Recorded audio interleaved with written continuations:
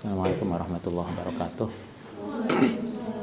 Al-Astaghfirullah Muhammadin sallallahu alaihi wasallam summa ila sami al-dharati wa janna syadda salihin salakatul mukarrabin khususan ila mu'alif hadal kitab Syekh Nawawi Dimashqi sunnatullah sunnah khususan abana umatina wa jatina sallallahu alaihi wasallam khususan ila mahadina asqiya malang dalam dimasan timali lillahi ta'ala lahumul fatihah.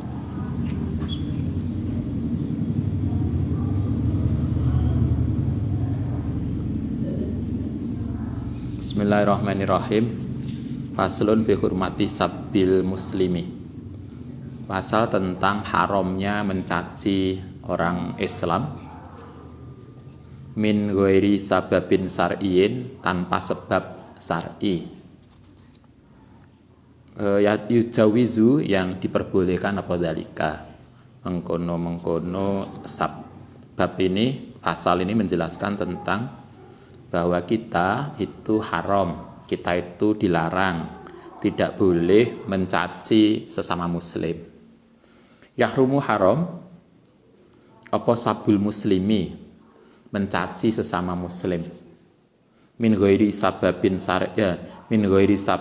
syar'iyyin, tanpa sebab syar'i, yujawizu, yang memperbolehkan dalika. Tidak boleh saling mencaci tanpa alasan. Alasannya apa boleh mencaci? Enggak ono kan ya? Ada enggak alasan kita boleh mencaci orang? Enggak ada. Berarti enggak boleh mencaci. Kita lihat hadisnya, hadis 1085. Anda ada nomornya? Yang ada nomornya. Rawaina fi sahih Bukhari wa Muslim an Ibnu Mas'ud radhiyallahu an qala Rasulullah sallallahu alaihi wasallam. Sibabul muslimi, utawi perilaku mencaci sesama muslim, iku fusukun, kefasikan. Karena itu hati-hati, jangan mudah mencaci, apalagi biasanya yang kita sering lihat itu di sosial media, neng Facebook, neng Anda biasanya apa? IG.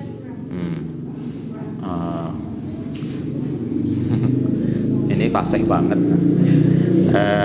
Bisa di yang rame biasanya neng Twitteran, mencaci orang. Itulah, marilah kita belajar untuk tidak mencaci orang sesama muslim, walaupun berbeda pandangan, berbeda madhab. Kita biasanya, kebanyakan kita imam madhab Syafi'i, kita tidak sepakat dengan misalnya madhab yang lain, tetapi kita tidak boleh mencaci, apalagi cuma karena perbedaan politik. Nabi mengatakan orang yang biasa mencaci sesama muslim, berarti itu menunjukkan perilaku fasik.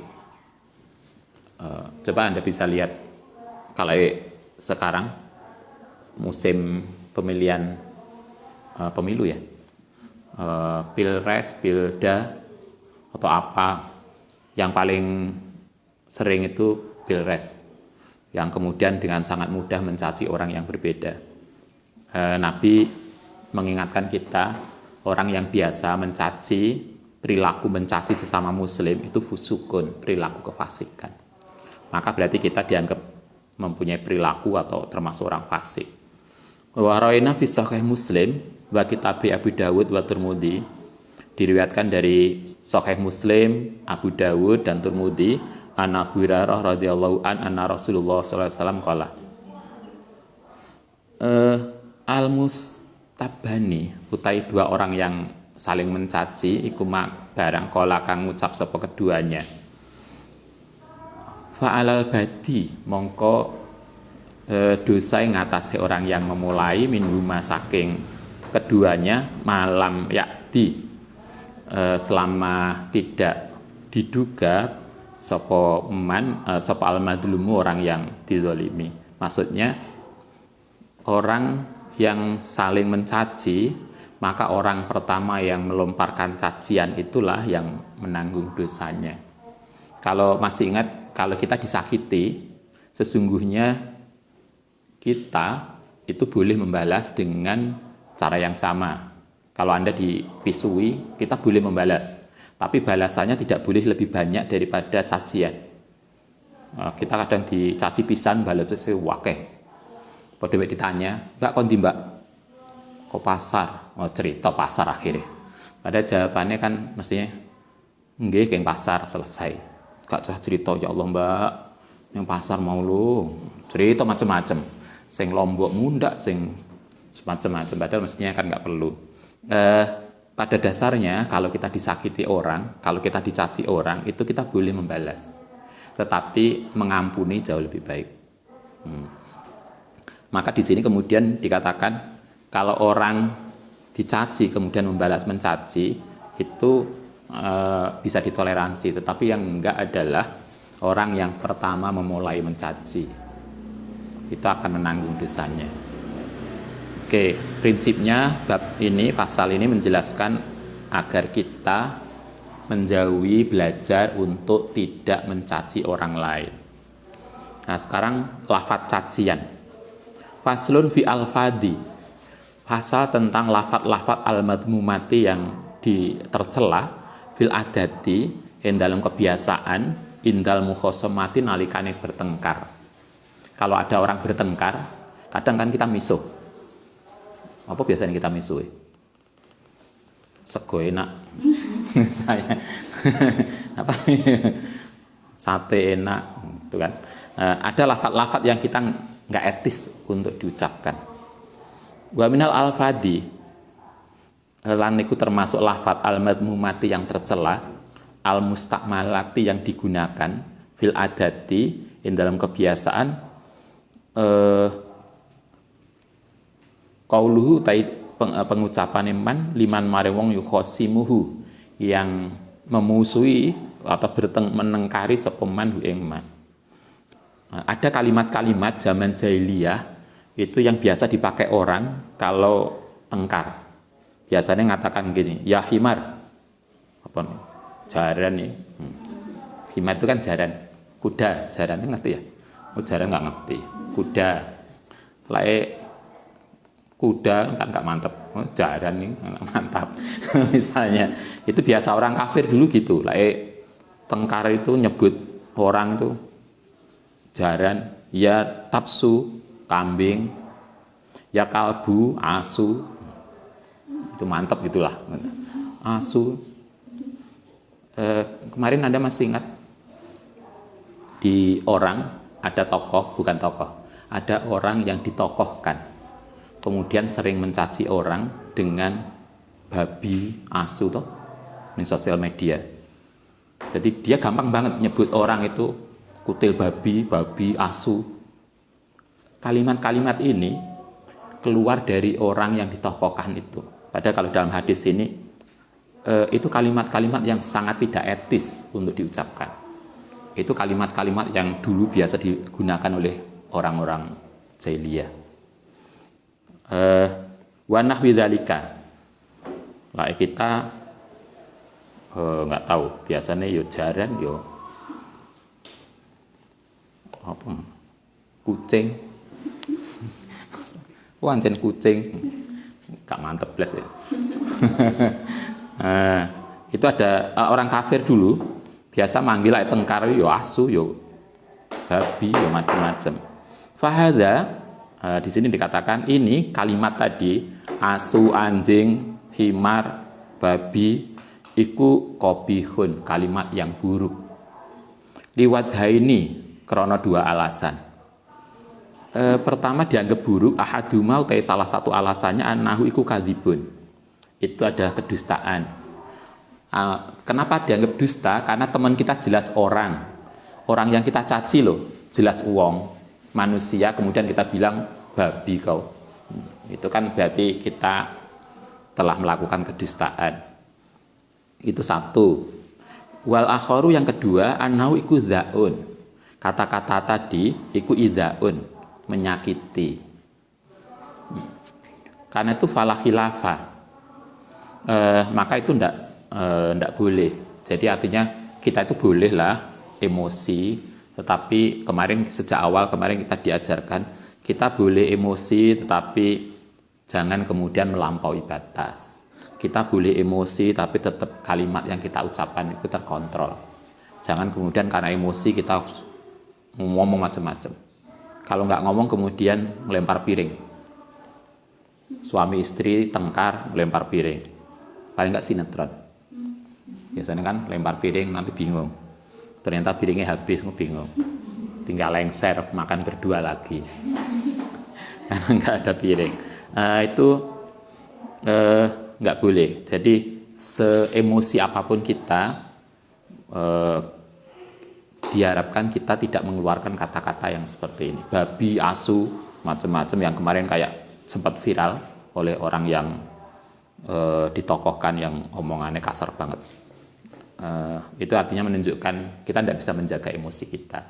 Nah, di sini dikatakan nggak boleh kita ngomong asu, babi, kambing, kucing, kelinci kau misalnya. Nah, itu enggak. Itu kata-kata yang buruk karena dua alasan. Yang pertama, kita berarti dengan mengatakan itu kita melakukan kedustaan karena yang kita bilang itu orang, bukan anjing. Yang kedua, kata-kata itu menyakitkan. Wahada bikhilafi, itu yang kata-kata yang buruk yang nggak boleh diucapkan. Tetapi beda, wahada utai kalimat tadi itu bikhilafi qauli, beda dengan kalimat ini.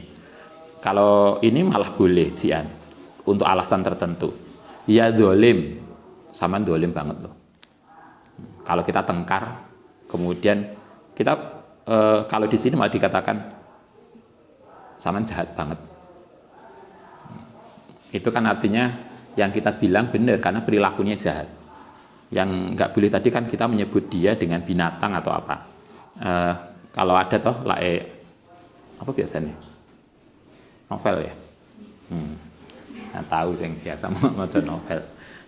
Kalau di novel itu kan tengkar gitu kan, kemudian orang yang bertengkar bilang, kenapa engkau mengatakan itu? Perilakumu jahat banget. Itu biasanya kayak film-film barat, novel-novel barat itu bagus ketika dia suka, dia tidak hanya di dalam hati tetapi diekspresikan. Kita kenalan gitu kan, kemudian kita mengatakan saya senang bisa berkenalan dengan Anda. Itu kan kalimat-kalimat yang bagus. Kalau dia emosi, kenapa kamu jahat banget pada saya?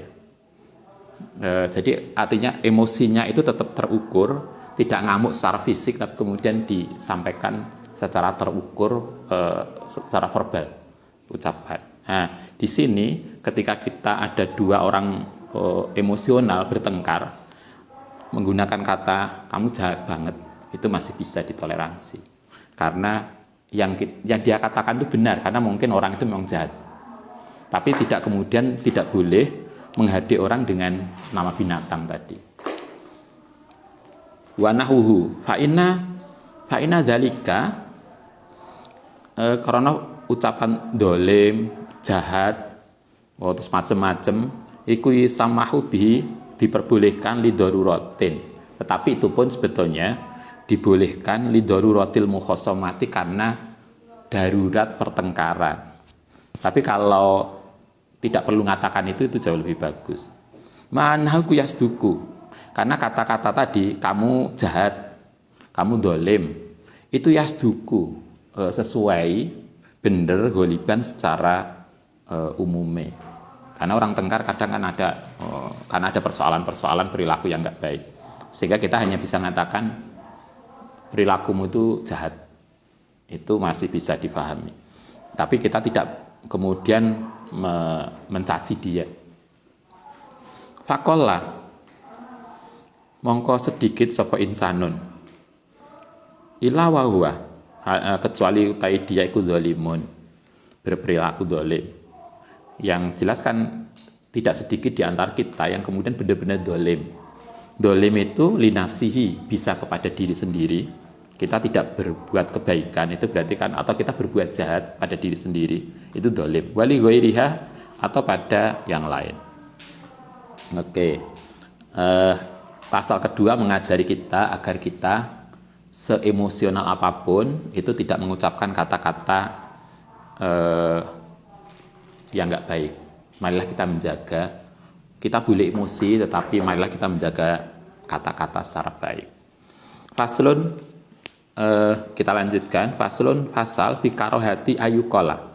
Ayukola yang dalam makruhnya diucapkan. Ini ada kata-kata yang di dalam bahasa Arab atau semaknanya itu hukumnya tidak etis untuk diucapkan.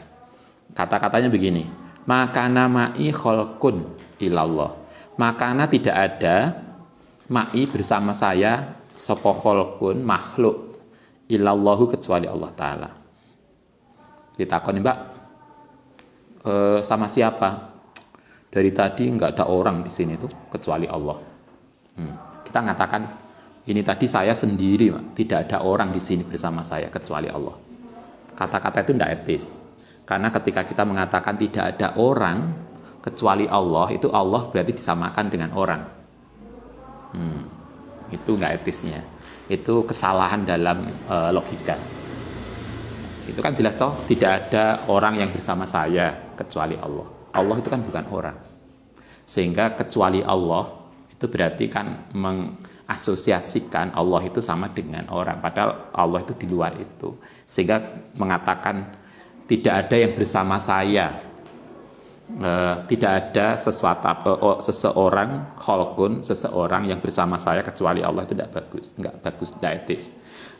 Kalau kita boleh mengatakan tidak ada yang bersama saya kecuali Allah, tidak perlu menyebut orang. Nah, itu beda loh ya. Nah, itu yang kita harus pahami. Kalau An-Nahos, Imam An-Nahos, kariha makruh, tidak menyukai sapa ba'dul ulama'i ayuqala yang tadi diucapkan makana ma'i kholqun, makana tidak ada ma'i bersama saya sapa kholqun makhluk ilallahu kecuali Allah Ta'ala. Tidak ada makhluk. Kalau ditanya nggak ada secuil pun lah tadi bersama saya, nggak ada, apa biasanya kita nggak ketok batak saya tuh loh, nggak bersama hidung yang lain kecuali Allah Ta'ala. Dipikir Allah Ta'ala pada hidung. Itu yang nggak boleh. Kultu matur sapa ingsun Imam Nawawi, sababul karohati utai sebabe makruh, sebabe tidak etis iku basya'atul lafdi, mengasosiakan lafaz min haitsu innal asla, saat temene yang pokok fil istisna, dalam istisna iku ayakuna ento ono iku mutasilan. Kalau kita ini kan masih ingat ya, belajar nahwu istisna, masih ingat PKPB atau kita nggak tahu kemana PKPBA-nya yang UIN. PKPBA itu kan ada istisna, pengecualian. La ilaha itu nafi, ada istisna, isbatnya ilallah. Jadi antara kata amnya dengan istisnanya itu harus nyambung. Ketika istisnanya itu Allah, maka seolah-olah Allah itu bagian dari benda tadi. Sehingga ketika kita mengatakan tidak ada sesuatu apapun, makhluk apapun bersama saya kecuali Allah, itu berarti kayak menisbatkan Allah sama dengan makhluk. Karena itulah kemudian itu tidak bagus, tidak benar. Wahua utai lafaihuna itu muhalun. Karena itu muhal, itu tidak mungkin menyamakan Allah dengan makhluk. Wa inamal muradu utai yang dimaksudkan huna iku alistina'u, istisna mungkotiu yang terputus. Takdiru utai kira-kirane walakin kana tapine ono sapa Allah iku ma'i ma'khudun min qaulihi, dari dawe Allah Ta'ala wa huwa ma'akum, wa utai Allah iku ma'akum. Wa yang bagi lan seyugyone sebaiknya ayukala yang telah diucapkan badalah hadza ing gantine lafaz tadi maka namai ahadun illallah. Jadi yang lebih baik diucapkan saya tidak ada yang bersama saya kecuali Allah, tanpa ada kata makhluk atau sesuatu yang menunjukkan kemakhlukan. Oke, qala wa kuriha itu satu. Ada kalimat-kalimat yang kita butuh faham. Wa kuriha lah dimakruhkan ayukola yang telah diucapkan ini ada kalimat lain yang tidak etis juga disampaikan dalam bahasa Arab. Ijlis ala ismillah. Ijlis, duduklah ala ismillah, di atas nama Allah Subhanahu wa taala. Tetapi yang perlu kita ucapkan yang baik adalah ijlis bi ismillah, bukan ala. Kalau ala itu konotasinya itu negatif. Jadi kayak Anda kalau ada teman kita nikah, biasanya doanya apa itu? Barakallahu apa? Ilaika, barakallahu apa itu? Ini kita bolak-balik menghadiri pernikahan. Kan kemudian ada lagi wa baraka alaika. Nah, satunya barakallahu apa? Barakallahu laka wa baraka alaika. Nah, itu beda maknanya. Barakallahu laka itu mengesankan sesuatu yang positif. Maksudnya semoga Allah memberikan keberkahan atas segala sesuatu kebaikan kepadamu. La wa baraka alaika itu maknanya adalah semoga Allah memberikan keberkahan atas apapun yang kurang baik kepadamu. Sehingga ketika kita nikah, itu yang barokah itu bukan hanya sesuatu yang baik. Mungkin musibah pun tetap menjadi berkeberkahan. Itulah yang kemudian lafadznya menjadi wa barokah alaika. Itu beda. Jadi ya barokallahu laka wa barokah alaika wa jama'a bi khair. Jadi ketika kita nikah itu kita mendoakan semoga apapun yang terjadi dalam keluarga kita itu barokah, bukan hanya kenikmatan, bahkan kesedihan pun menjadi nikmat, menjadi keberkahan. Nah, maunya begitu loh. Ini ketika kita bilang ijlis ala ismillah, itu menjadi kesannya menjadi memberikan kesan negatif kepada Tuhan. Karena itulah nggak boleh. Sehingga yang mesti diucapkan adalah ijlis bi, bukan ala. Itu kan etika bahasa Arab. Kalau bahasa Jawa apa? Bahasa Indonesia juga ada toh rasa bahasa begitu. Itu nggak pantas diucapkan karena nggak etis. Oke, itu beberapa contoh kalimat yang kita perlu paham rasa bahasanya. Sehingga kemudian sama dengan Anda ketika menulis skripsi, menulis tesis, itu kan gimana nyusun kalimat. Kadang itu kalimatnya mulai awal sampai akhir satu paragraf itu ora ono titik belas. Terus bulet iki apa maksudnya? Ketika ditanya, "Iki apa maksudnya, Mbak?" "Ngapunten Ustaz, saya sendiri juga nggak paham." Saking hebatnya karena dia menulis dengan ekspresi dari hati. Misalnya, terus pokoknya apa diketik. Itu ada kalimat-kalimat yang kita perlu pahami. Faslun. Ini ada lagi kalimat-kalimat yang enggak pantas.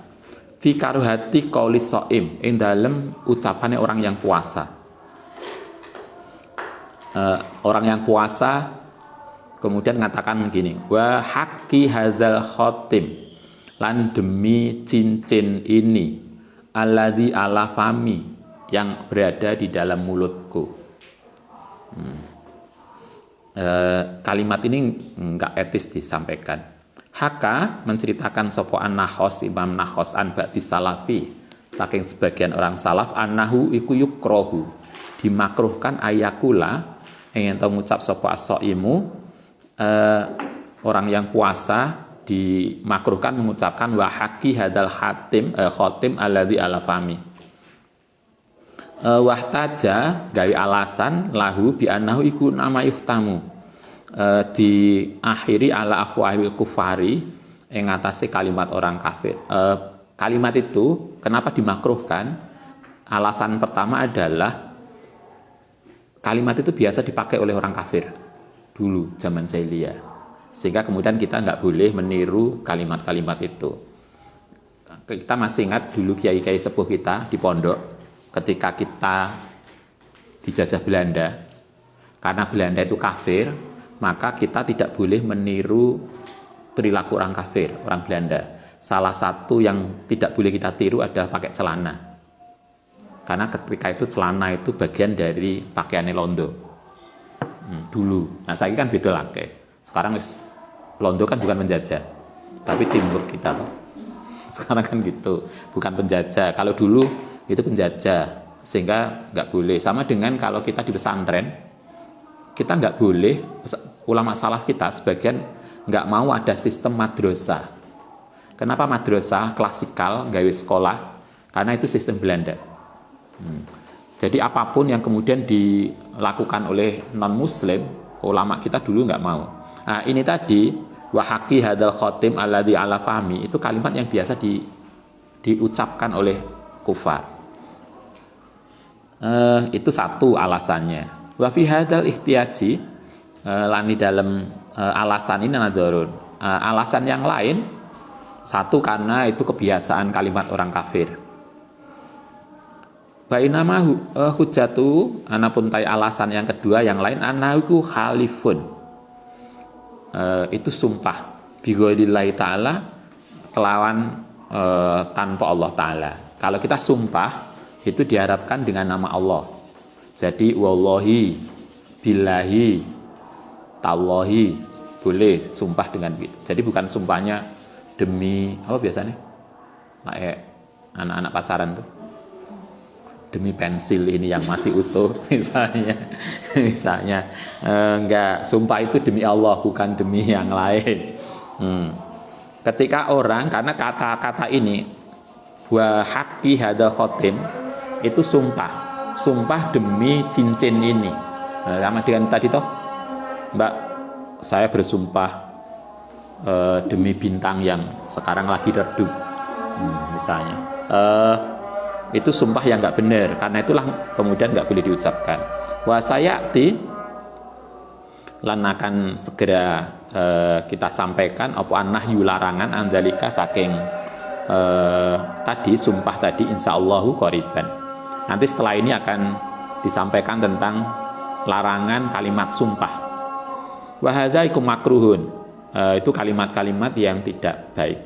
Lima dzakarnahu lima fihi min idhari saumihi, walima selain itu juga walima lan krong barang fi dalam min idhari saumihi, saking menunjukkan puasanya li ghairi hajatin, kelan tanpa alasan.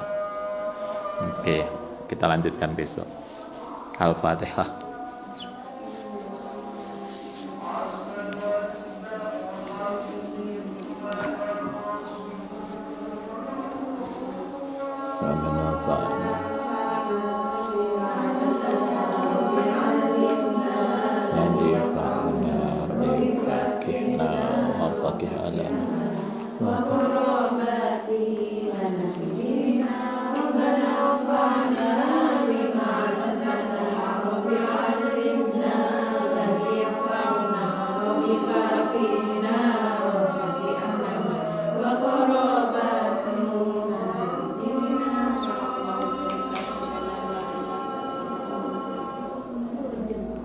Assalamualaikum warahmatullahi wabarakatuh.